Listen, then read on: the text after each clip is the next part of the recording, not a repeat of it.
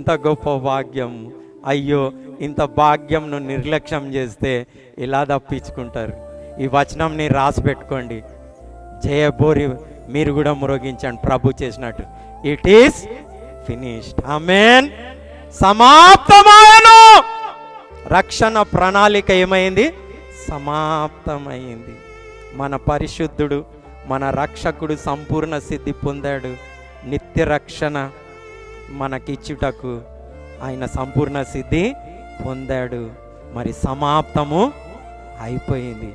ఇప్పుడు సమాప్తం కావాల్సింది మీ నా పరుగు పందమే. ఆమేన్.